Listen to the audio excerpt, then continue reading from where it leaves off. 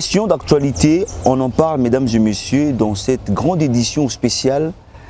Mais il faut également noter que notre invité vient d'être réélu député national pour les comptes de la province de l'Ituri. Il est de Ensemble pour la République, parti cher à Moïse Katumbi. Nous avons le réel plaisir de recevoir pour vous l'honorable député Gratien Irachan de Saint-Nicolas. J'allais dire l'honorable Irachan Gratien de Saint-Nicolas, avec qui nous allons justement évoquer, analyser et pourquoi pas commenter les grandes questions dont je fais allusion tout à l'heure. Honorable et bienvenue.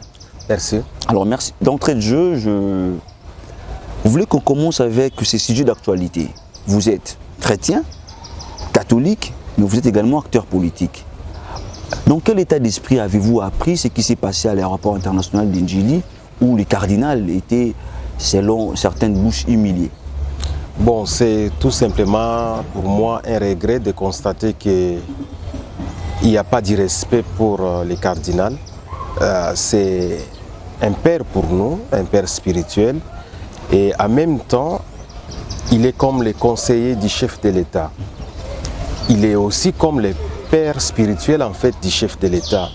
Donc s'attaquer à son excellence les cardinals, c'est comme un fils qui s'attaque à son papa. Parce que vous savez, nous sommes en Afrique. Hein?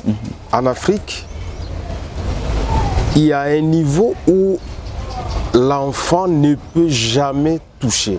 Il ne peut jamais s'attaquer à ses parents. C'est ça l'Afrique. Donc, même si les parents semblaient être dans l'erreur, je ne dis pas que c'est ce qui s'est passé, mais l'enfant a au moins une limite pour ne pas aller reprocher son papa ou alors pour ne pas l'attaquer. Alors, ce qui s'est passé, c'est tout simplement une honte du fait que les personnels de l'aéroport refusent d'abord l'accès via les salons diplomatiques à son excellence Monseigneur le Cardinal. Et après qu'il ait des poursuites qui s'engagent contre lui, et je pense que ce n'est pas digne d'un pays qui voudrait réunifier ses enfants, un pays qui veut vivre dans la cohésion. Bon, j'aimerais bien le dire parce que, vous savez, notre pays pour le moment est confronté à beaucoup de problèmes. Et vous savez que nous avons besoin de la cohésion, de l'unité absolue pour que nous puissions vaincre face à tout ce que nous avons comme problème. Alors, il n'est pas un secret aujourd'hui, l'Église catholique occupe près de 70% des fidèles. C'est même plus 70 à 75-80%. Alors, quand vous vous attaquez à cette Église catholique, c'est vrai qu'il y aura des partisans qui vont se détacher pour vous rallier à cette attaque, mais vous allez créer une fissure qui va créer pratiquement une opposition contre toutes les actions de l'État. Okay. Et donc, c'est encore une autre fissure, en plus de tout ce que nous sommes en train de décrier, il y aura encore une division interne au sein des Congolais, ce qui fera en sorte que la petite légitimité qu'on pense avoir peut encore disparaître davantage. Okay. Et le pays peut se retrouver avec des dirigeants qui sont obligés de s'imposer et ce qui devient sous forme de dictature pour pouvoir être écoutés. Okay. Donc moi je pense qu'en rapport avec ce qui s'est passé à l'aéroport, il faudra quand même que notre gouvernement, notre pouvoir en place, revoie un peu sa façon d'agir envers les autorités.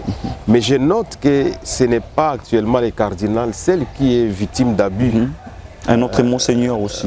Exactement. Venez de les vivre. Oui, il y a d'autres responsabilités ou d'autres autorités aussi qui subissent.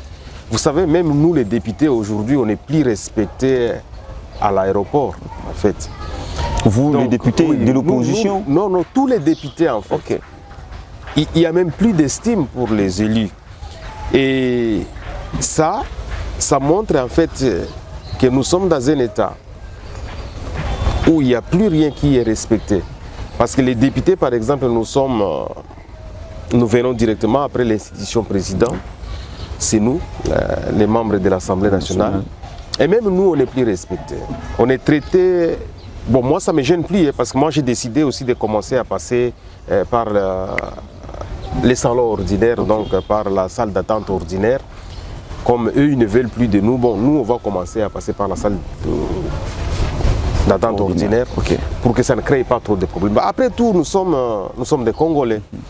Et moi, je dirais qu'il faudra quand même que les officiels revoient leur façon de faire les choses. C'est pas bon. Alors, au regard de cette situation et surtout à l'action que le PGR près la Cour de cassation a initiée, peut-on dire que notre justice est vraiment instrumentalisée, comme les pensent certains? Bon, d'abord, moi, je suis clair dans ce qui se passe en RDC. Nous avons tous écouté, nous avons tous suivi l'intervention du président de la République à l'époque. Il a qualifié notre justice d'une justice malade. Tout le monde le sait, tous les Congolais le savent.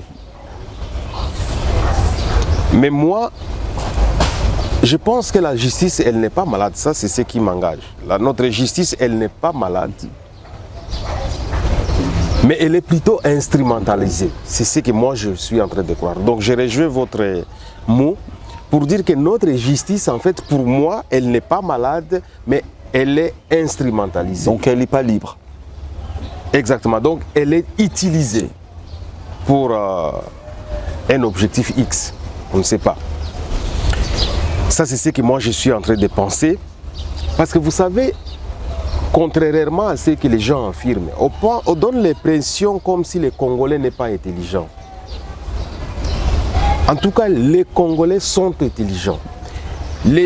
Nos magistrats, nos juges, nos inspecteurs judiciaires, ils sont intelligents. Et ils sont compétents en fait pour rendre des bons jugements. Mais les peuples ne les sont pas. Oui. Mais quand vous échangez avec eux, parce que moi j'échange avec les membres de la justice, vous sentez effectivement qu'ils ne sont pas libres. Ils sont sous oppression. Et c'est là où ça donne cette apparence que la justice est malade. Mais en fait, nous avons des personnes compétentes au sein de la justice, mais c'est cette justice qui est utilisée et donc instrumentalisée. Et c'est de là où découlent tous les problèmes de la RDC. Quand vous êtes dans une société où il n'y a pas de justice, où c'est la loi du plus fort qui prime, parce que c'est la justice qui équilibre. Dans une société où tout le monde peut faire ce qu'il veut, alors là, c'est ça le danger. Donc, vous avez vu aujourd'hui que les Congolais perdent de plus en plus espoir à tous les jugements que nous sommes en train de vivre au Congo. Quand quelqu'un va à la justice, il sait d'emblée que c'est difficile d'obtenir gain de cause. Il sait ça. Et quand il sait qu'il n'a pas assez de moyens, il n'a pas assez d'argent, il a du mal à aller en justice. Un jour, j'étais en train d'échanger avec un Congolais quinois de Kinshasa. C'est un réparateur de générateurs qui me disait la difficulté qu'il a pour recouvrer ses droits à travers la justice. En amenant un dossier à la justice, il est obligé de débourser l'argent que lui-même ne peut pas parvenir à obtenir dans l'exercice de sa fonction en tant que réparateur, en tant que maintenancier des générateurs. Donc on vous demande de donner 50 $ pour les papiers, donner je ne sais pas 30 $ pour les frais des gens qui vont amener l'invitation, donner je ne sais pas 40 $ pour ceci, et vous allez cumuler, c'est dans les 150 $. Au-delà de votre marge financière. Moyen. Et malheureusement, vous allez vous endetter pour... parce qu'ils vous diront que non, on n'a pas de papiers, on n'a pas de frais administratifs et tout ceci. Mais malheureusement, au lieu d'avoir les résultats, on vous dira que tout simplement non, ça n'a pas été possible. Et que finalement, la personne qui devrait être interpellée, invitée à comparaître avec vous, bon, lui aussi peut-être en position de force, il a donné des moyens. Et finalement, on ne fait plus rien. Tout à fait rien. Et vous revenez le lendemain pour recommencer avec la procédure, vous devez encore débourser des fonds. Donc vous voulez vous plaindre, mais vous ne savez plus comment vous plaindre parce que la justice est ce qu'elle est. Donc déjà une sorte d'escroquerie au niveau de la justice. Oui. Mais ce n'est pas impossible, parce que moi je ne comprends pas. C'est que moi je ne comprends pas. Quand les chefs de l'État affirment que la justice est malade, on sait quand quelqu'un est malade, il faut établir les diagnostics. Ça veut dire qu'il faut savoir un peu de quoi souffre la personne. Exactement. Et pouvoir y apporter des remèdes.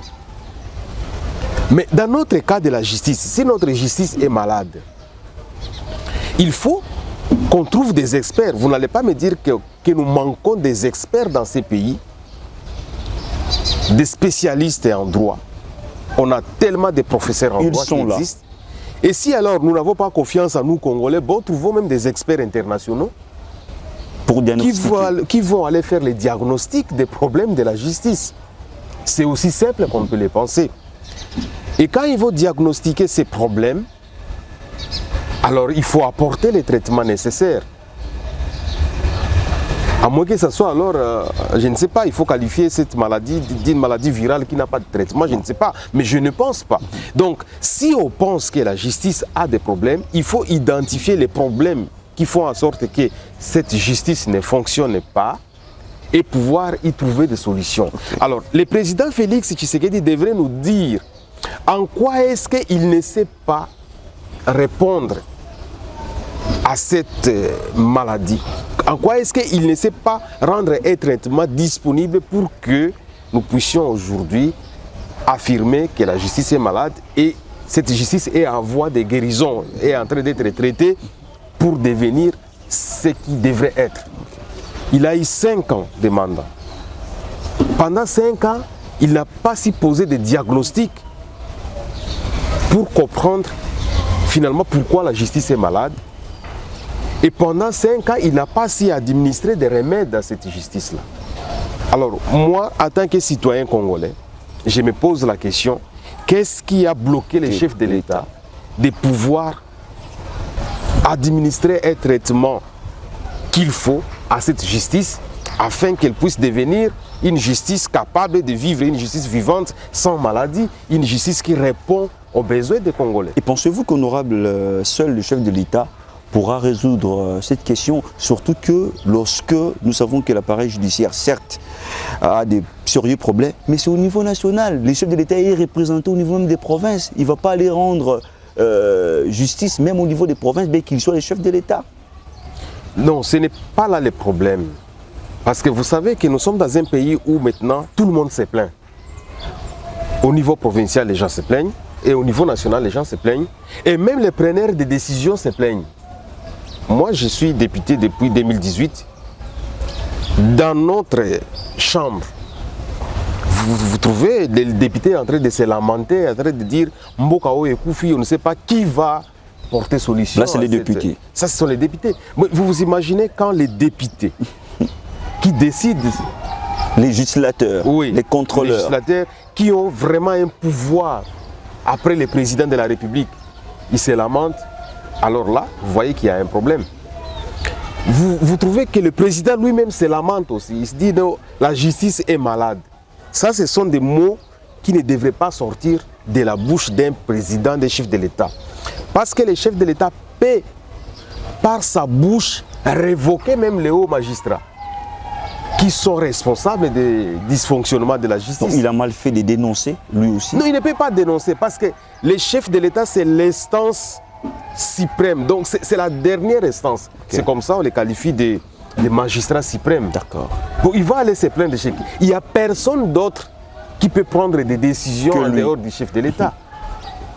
Donc, ici, il s'agit de responsabiliser. Je sais qu'il existe je ne sais pas si on appelle ça au conseil de la magistrature, mais je crois qu'il y a une organisation quand même qui gère les magistrats et les juges. Oui. Il faut les mettre sous leurs responsabilités. Et moi, je sais que ces magistrats, ces hauts magistrats, ils sont intelligents. Moi, j'ai confiance en eux. Mais si vous leur demandez de poser des diagnostics, et moi, je vous donne tous les traitements, tous les médicaments nécessaires, par exemple les moyens financiers, je ne sais pas, des experts et des personnes ressources, tout je peux vous donner. Vous allez voir que la justice aura des solutions. Okay. En fait, si la justice n'a pas une solution aujourd'hui et qu'on la qualifie de malade, c'est parce que quelque part, on se bute face à une impossibilité de pouvoir administrer ces soins-là. Okay. Ça veut dire quoi? Je m'explique. Je donne un exemple, hein, je ne dis pas que c'est ça. J'ai demandé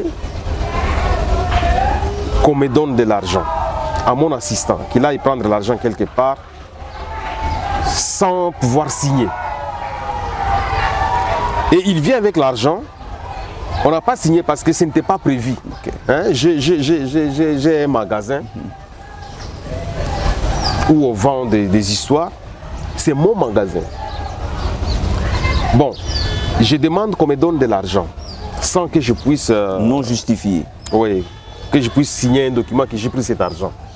Et l'assistant, il prend l'argent, il me l'amène. Après, à la fin du mois, je trouve que les chiffres d'affaires baissent. Et je commence à condamner les gérants. Mais pourquoi mon magasin ne marche pas? Je vois qu'il y a faillite, là, les chiffres d'affaires baissent. Parce que chaque fois, je vais prendre l'argent et je ne veux pas que je puisse signer. Et les gérants, il ne peut pas dire que c'est moi qui prenais l'argent parce qu'il n'a pas de papier pour pouvoir le justifier. Oui. Justifier.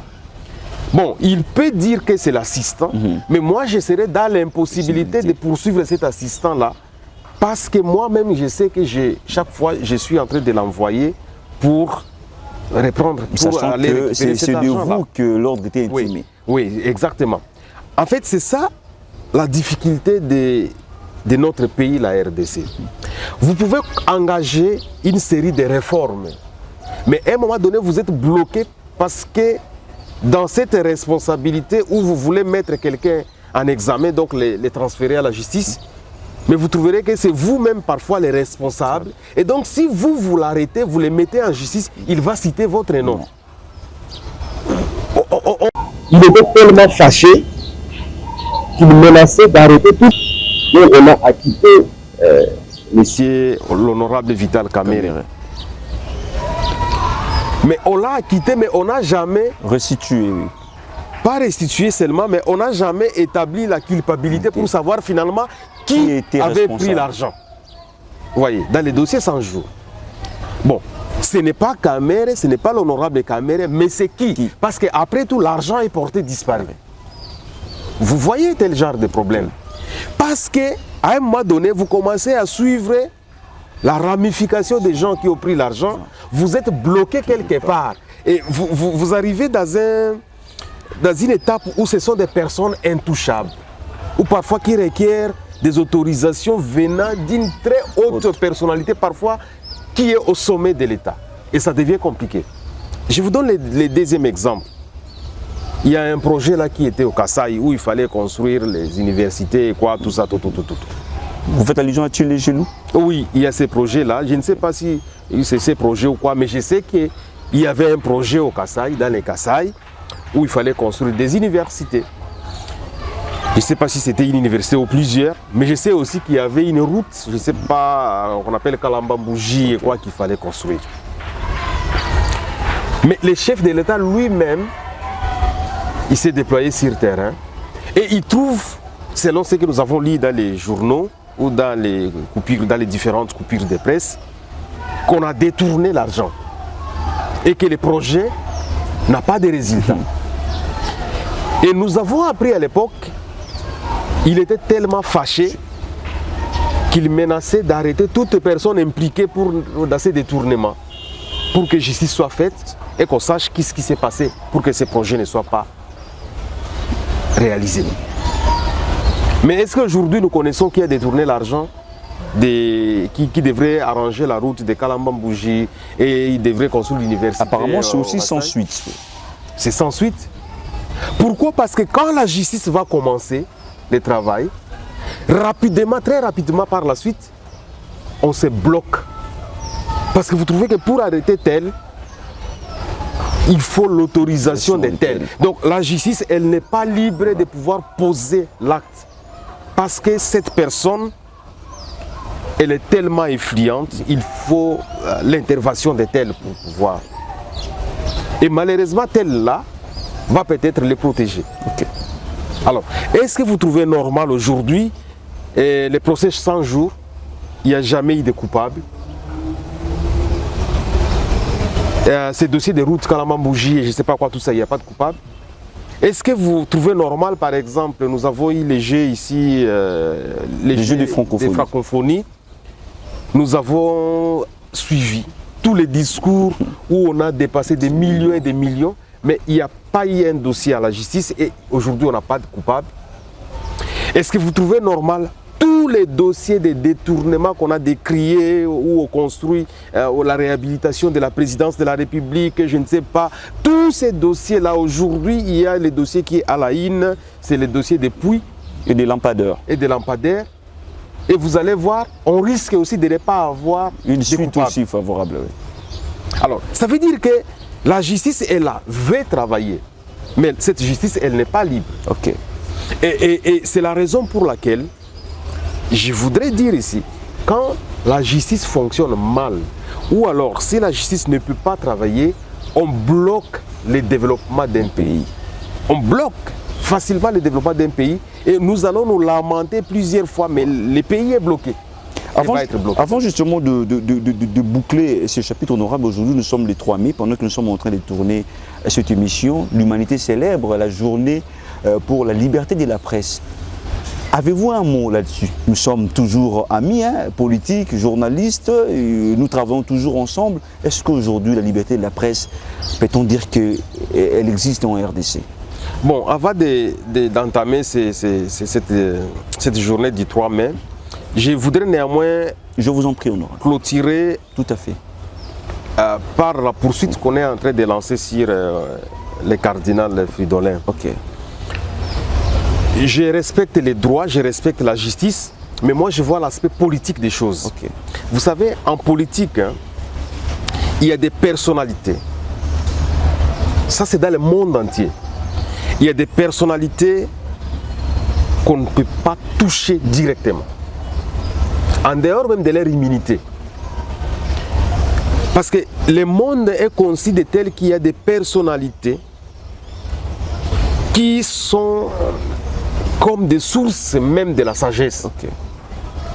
Qu'on ne touche pas directement comme ça quand ces personnalités parlent. Je peux aussi donner l'exemple de Nelson Mandela à l'époque. Il pouvait dire des choses. Il y en a d'autres comme Gandhi et je ne sais pas d'autres. Même Tshisekedi le père. Oui, même Tshisekedi le père. Donc on ne pouvait pas les toucher parce que ces personnes incarnent en eux-mêmes une puissance. C'est ça notamment les cardinals de l'Église catholique. Donc, vous touchez, en fait, c'est comme si vous touchez à quelque chose qu'on ne peut pas toucher. C'est comme par exemple un morceau de fer qui est devenu rouge, chauffé. Personne ne peut toucher de sa main facilement, non. Les morceaux de fer. Mais là, quand vous touchez, vous sentez, vous brûlez, vos doigts brûlent, votre main brûle. Et c'est ce que nous risquons de connaître aujourd'hui dans ça. Donc politiquement, il faut gérer tout dossier d'un cardinal avec tact. Okay. Politiquement, je respecte la justice, je connais la procédure, mais politiquement, il faut faire attention. Okay. C'est sur ces débats-là c'est sur ces mots-là que je voudrais clore ces débats pour dire que les cardinals, ce sont des personnes qui sortent de l'ordinaire et qui incarnent certaines images qu'on ne peut pas toucher. Et surtout qu'il a les caractères d'inviolabilité. Oui, ça c'est politiquement, je parle politiquement. Okay. Mais la justice peut faire ce qu'elle veut, mais moi je sais aussi, comme on le dit, là où la politique entre, la justice, souvent, elle n'est pas là. Donc, soyons prudents quand nous voulons déclencher certaines procédures qui peuvent nuire à tout un pays. D'accord. Okay. Alors, honorable, parlons de la journée du 3 mai. Peut-on noter que la liberté de la presse est-elle respectée en RDC? Il y a la liberté de la presse en RDC, parce que c'est vrai que les journalistes, ils écrivent et puis ils publient des informations parfois sensibles. Mais on voit aussi à un moment donné qu'il y a eu une loi qui a été votée récemment où il y a certaines restrictions. Bon, ce n'est pas mauvais si les pays jugent qu'il faut restreindre certaines choses, mais le danger devient lorsque l'exécutif voudrait utiliser certaines dispositions pour museler la presse. Vous connaissez, moi, je n'ai jamais été d'accord avec une disposition. D'ailleurs, si les jours où nous serons vraiment dans un pays où les députés exercent sa fonction, je vais proposer qu'on modifie cette loi. En fait, vous avez toujours entendu parler de faux bruits. Cette disposition, elle est trop dangereuse. Okay. Donc, on peut assimiler n'importe quelle affirmation à un faux bruit ou à des faux bruits. Oui. Donc, ça, ce sont des pièges. Donc, nous avons la liberté, oui, mais quand le pouvoir veut vous prendre au mot, on il va le tout concept faux bruit, qui n'est pas du tout déterminé. Qui n'est pas déterminé. Et je n'ai jamais, depuis que j'étais au Parlement, j'étais toujours contre ça. Ces mots faux bruit. Donc, en fait, ce sont des mots qui remontent à l'époque de Mobutu. Okay. Qui ne voulait pas que les gens puissent dire n'importe quoi. Donc, vous propagez des informations, on dit non, ça c'est les faux bruits. Donc, il y a des petits pièges qui restent encore, même si nous avons la liberté d'expression, où il faudra retoucher. Mais je vais aussi dire que je n'ai jamais été vraiment d'accord avec cette loi qui était promulguée par rapport à certaines modifications de la presse. Pourquoi? Parce que c'était une loi d'habilitation. Nous avons habilité le gouvernement et du coup, le ministre Patrick Mouyaya, il s'est mis quelque part avec ses collaborateurs. Ils ont retouché, ils ont programmé, ils ont proposé ça au Conseil des ministres et ils ont légiféré cette loi. Mais si cette loi revenait à l'Assemblée nationale, malheureusement, vous savez qu'avec notre Parlement, on était en train de valider toutes les lois qui étaient proposées par le gouvernement, qui étaient légiférées par le gouvernement, sans pouvoir traiter les fonds. Mais en fait, nous, de l'opposition, on était toujours contre. On voulait essayer que toutes les lois légiférées par le gouvernement que le Parlement ait un débat pour que nous puissions savoir si c'était bien fait ou non. Okay. Mais on nous a toujours interdit, la majorité ne voulait pas qu'on revienne sur ça. Okay. Mais en fait, il faut revoir cette loi de la presse. Parce qu'il y a beaucoup de dispositions qui semblent bloquer aussi la presse. Okay. Et donc, avec les concepts de faux bruits que la justice utilise, les journalistes, il est toujours exposé. Okay. Donc, dès qu'ils développent des raisonnements, des réflexions qui nuisent à l'intérêt du pouvoir, on l'arrête, on qualifie cela de faux bruit.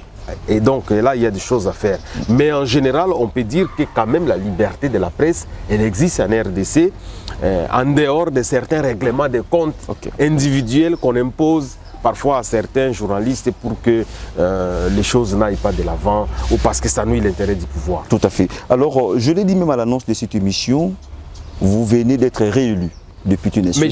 Mais je vais ajouter que ce n'est pas, il n'y a pas une spécificité de la presse, de liberté de la presse attribuée au président Félix Tshisekedi ou cette période ici, non. Parce que le président Félix veut montrer que c'est lui aujourd'hui qui fait en sorte qu'il y a la liberté de la presse. Non, moi j'ai été journaliste pendant 20 ans. Je sais qu'à l'époque de Joseph Kabila, nous étions libres d'écrire. Je sais qu'à l'époque de Laurent Mouzé, nous étions libres d'écrire aussi. Donc ce n'est pas l'apanage de Félix. Oui, ce n'est pas l'apanage de Félix. Donc il ne doit pas s'approprier un résultat qui n'est pas les siens. Donc ça, c'est au moins la spécificité de la République démocratique du Congo où il y a quand même cette liberté de la presse qui existe.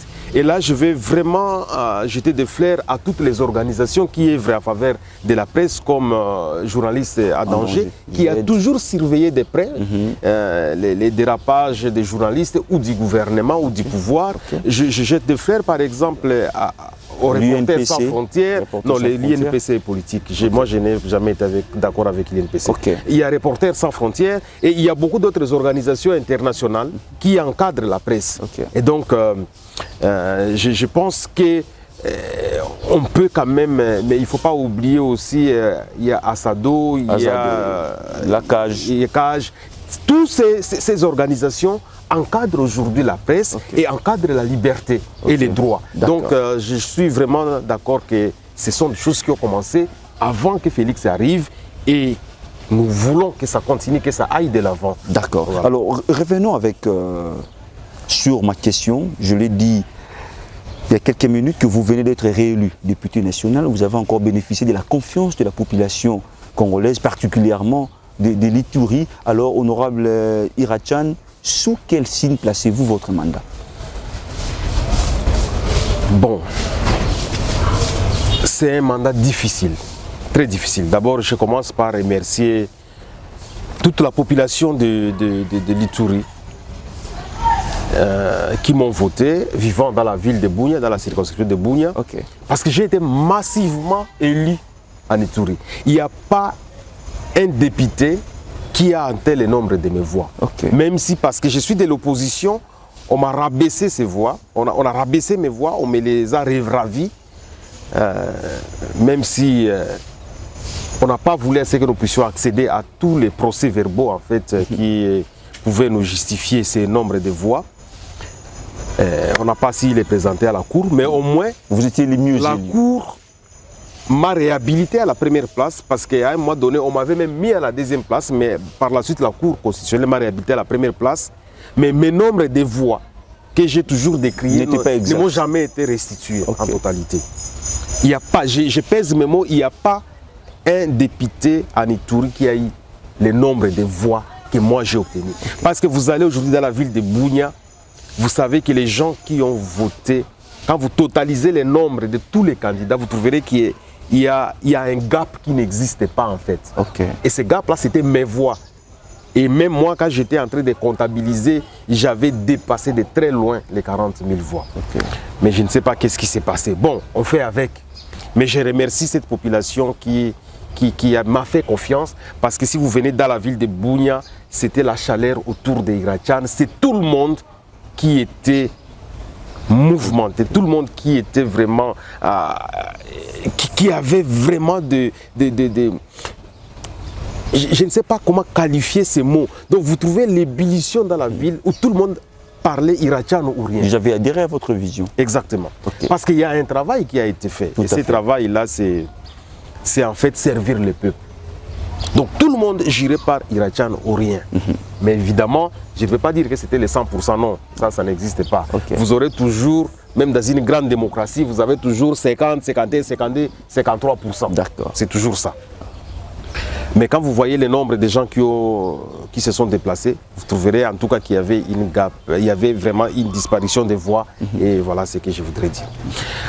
Le mandat ici, c'est un mandat difficile. Pourquoi? Parce que nous, de l'opposition, on se retrouve à moins de 5% au Parlement.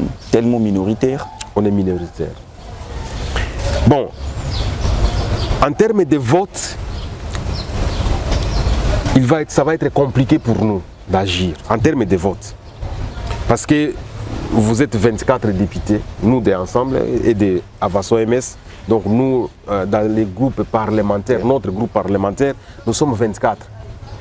Je ne préfère pas revenir sur les autres membres de l'opposition qui parfois font le double G. Je ne préfère pas les juger, mais moi je me focalise sur notre groupe parlementaire. On est 24. 24 pour voter, pour qu'une loi puisse passer ou pour bloquer une loi, il faut être au moins 251. Donc il faut être la majorité dans la salle plus 1. C'est déjà compliqué. Oui, il faut, en fait, si on est 500 députés, il faut 251. Donc c'est déjà compliqué. Même s'il y avait des séances qu'on appelle séances subséquentes, je ne sais pas si on a retenu ça dans le règlement intérieur, on aura toujours du mal à pouvoir nous imposer. Donc, pour tout ce qui est vote de la loi, ça va être difficile. Si on n'est pas appuyé par les autres membres de la majorité, nous, on aura des difficultés. Mais pour soulever les problèmes ou les difficultés sociales, ça, nous pouvons les faire. Qui est d'ailleurs votre cheval de bataille. Oui, parce que la Constitution nous donne ces pouvoirs-là. Même si je suis seul comme opposant parmi 500, s'il y a 499 qui sont de la majorité, seul Vous pouvez j'ai vraiment ce droit l'exposer. d'exposer. Parce que j'ai le droit de convoquer les ministres. En fait, ce sont des moyens de contrôle. Parlementaire. Oui, les moyens de contrôle parlementaire en fait. Même seul, on peut le faire. Parce que nous, les gens pensent qu'il faut travailler en réseau. Il y a des gens qui pensent qu'il faut travailler en cookies, quoi. Non, la Constitution donne, et les règlements intérieurs qui découlent de la Constitution, donnent les pouvoirs à un député. Je peux interpeller le Premier ministre pour un sujet social qui me semble dégradant. Je peux interpeller les ministres, je peux interpeller les gouvernements, j'ai ces droits-là.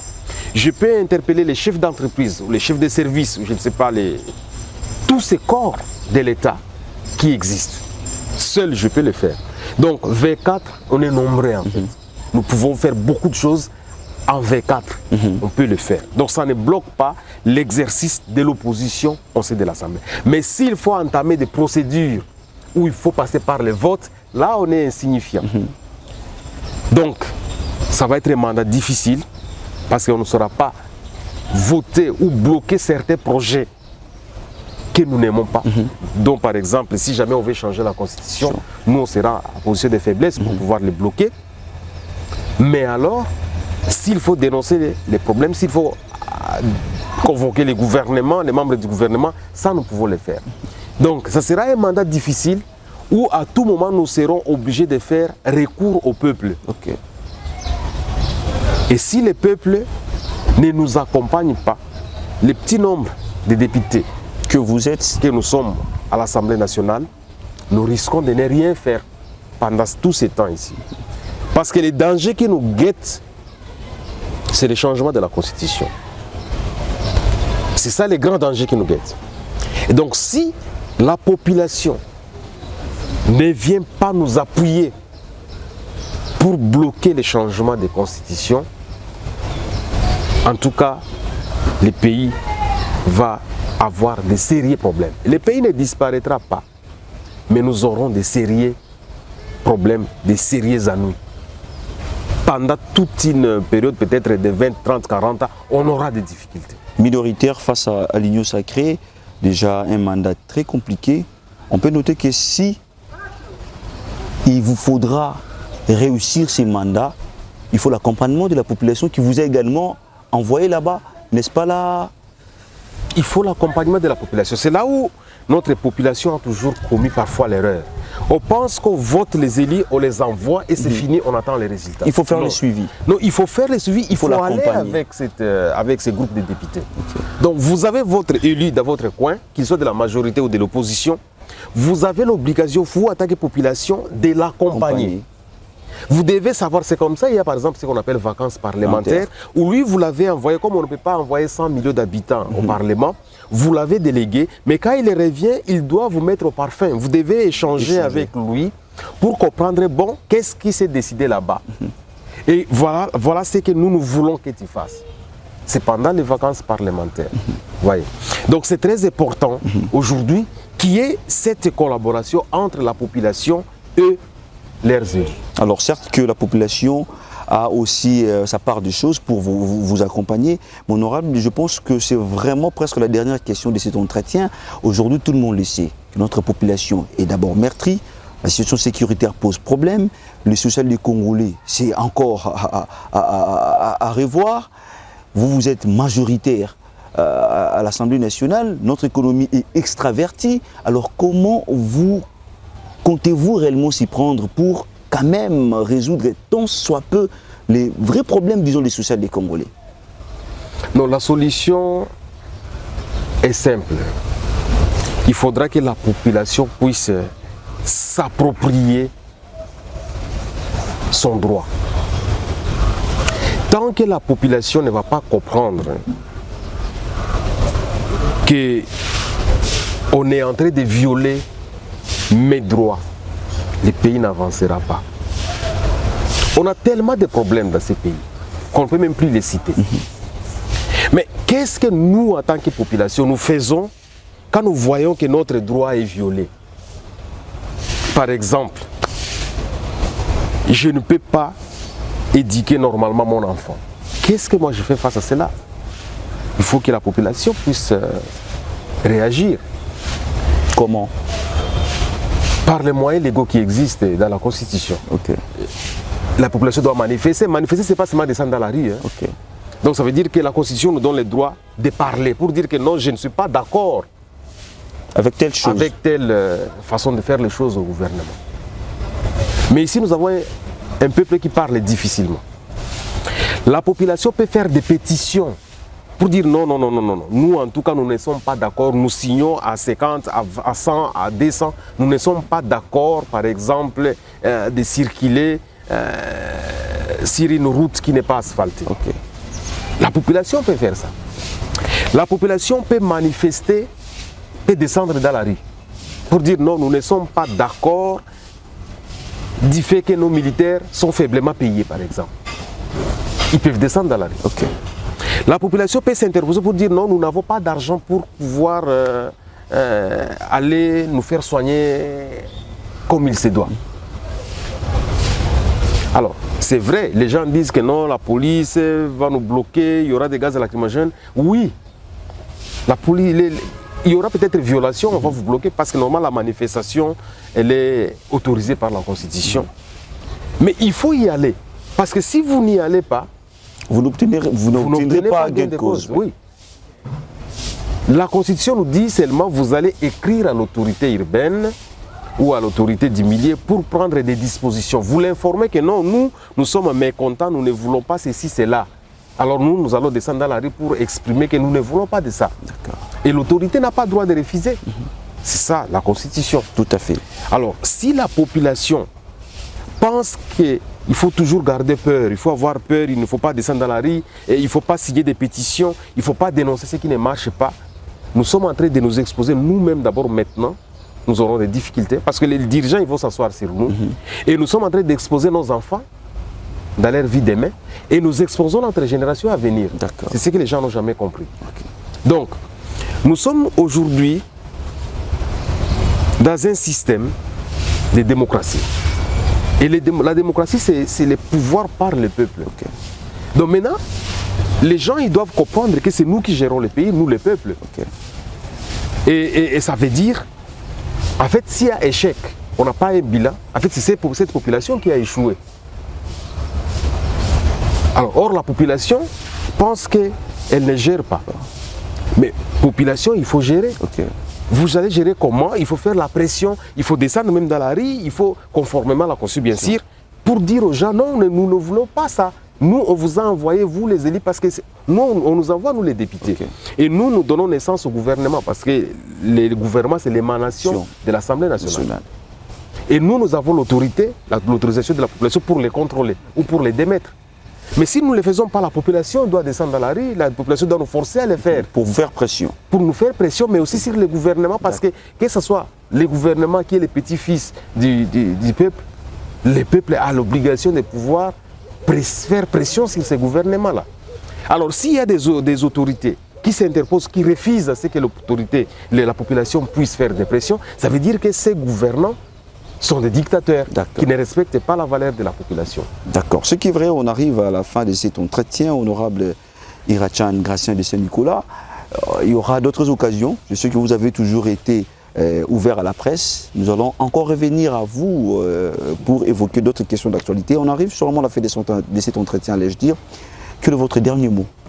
Non, le dernier mot est que notre population doit se sentir déterminée à bien faire les choses. Notre peuple doit s'impliquer dans la gestion des choses. Notre peuple doit revendiquer son droit. Et le peuple ne doit pas avoir peur. Parce que si nous avons peur, nous ne voulons pas surveiller les gens qui nous gouvernent, sachez que nous sommes en train de détruire notre vie nous-mêmes. Donc il est important aujourd'hui de respecter nos institutions, de respecter notre constitution, de revendiquer par des moyens pacifiques, des moyens qui sont légaux, et que nous puissions obtenir gain de cause. Ne pensons pas que nous avons voté des députés CAE de faire les choses et nous attendons les résultats. Non. Nous comme population, nous devons faire tout pour que ces gens travaillent bien.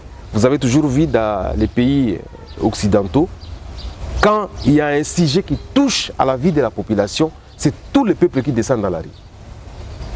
Et ça, ce n'est pas l'argent, c'est tout le peuple qui descend dans la rue. À Kinshasa, parfois, on attend qu'on vous donne des moyens pour aller revendiquer votre droit. Non, ça ne peut pas se faire. Si vous pensez que votre droit est touché, est empiété, il faut descendre dans la rue et vous ne devez pas attendre de l'argent pour ça, parce que c'est votre droit. Vous êtes affamé à la maison, personne ne vous donne à manger. Le gouvernement ne sait pas vous nourrir. Le gouvernement ne sait pas vous donner de l'emploi. Le gouvernement ne sait pas vous donner de bons soins, ne sait pas vous donner une bonne éducation. Et vous voulez qu'on vous donne l'argent pour aller manifester pour votre droit? Non. Il faut descendre dans la rue, revendiquer. Et si notre population ne comprend pas ça, nous allons souffrir pendant longtemps. Okay. Donc, moi, dans mon mandat, je me suis donné cette obligation d'accompagner les peuples congolais, spécialement ici à Kinshasa et à l'Est, et lui montrer sa part de responsabilité dans la prise de décision, mais surtout aussi dans la gouvernance de notre pays. Donc si nous nous laissons abattre, nous allons disparaître. Mais si nous continuons à nous lancer à fond pour que les choses soient bien faites, sachez que nous allons aussi gagner gain de cause. Vous avez vu comment au Sénégal, par exemple, la population s'est interposée pour qu'on ne puisse pas violer la loi, pour qu'on ne puisse pas changer de constitution, qu'on ne puisse pas modifier la date des élections. Et ça a été respecté. Donc nous aussi, nous devons nous imposer pour que les choses ne soient pas faites à cause de la volonté d'une personne. C'est très honteux. Je vais terminer par là. C'est que nous avons vu à la télévision quand le chef de l'État a parlé aux Congolais à France. Des Congolais qui viennent plutôt scander des messages disant que le président change la constitution. C'est irresponsable ce que ces gens ils ont fait. Parce que pour changer de constitution, il y a des préalables. Et on sait qu'il y a les bilans négatifs. Aujourd'hui, la population est dans la souffrance. Et vous allez changer la constitution pour quelle raison? Notre priorité maintenant, c'est ramener la paix dans les pays. C'est ramener l'unité dans les pays. C'est ramener la cohésion. Est-ce qu'il faut changer la constitution pour ça? Je ne pense pas. Donc, vous qui êtes en Occident, vous êtes des Congolais. D'ailleurs, la plupart de ces gens-là qui réclamaient, ils ne sont même plus des Congolais parce qu'ils ont changé de nationalité. Ils sont des Belges, ils sont des Français, ils sont des Allemands. Maintenant, vous crachez sur nous qui souffrons ici, qui voyons qu'il n'y a pas de bilan avec Félix Tshisekedi, et vous voulez qu'il change de constitution, et Tshisekedi, il va revenir, il va dire voilà, c'est parce que des Congolais ont dit, et des Congolais qui parfois qui ont perdu la nationalité congolaise, et parfois des gens qui ont de l'intérêt dans le système du pouvoir pour que nous puissions changer les choses. Non, je pense que les Congolais de l'étranger, vous qui êtes encore Congolais avec les passeports congolais, soyez responsables. Soyez responsables. Et ne pas copier ces Congolais qui sont des fanatiques aveugles, qui ont d'abord perdu notre nationalité parce qu'ils sont des Français, ils sont des Italiens, ils sont tous là-bas. Et maintenant, ils veulent pousser les présidents à changer la constitution. Ça, nous disons non. Et nous sommes en train de nous arranger pour barrer la route à toute personne qui veut modifier la constitution. On va le faire par la population ici. Honorable Irachan Gracien de Saint-Nicolas, je vous remercie pour votre disponibilité. Merci. Et à vous, chers téléspectateurs et internautes, merci de nous avoir suivis. À très bientôt.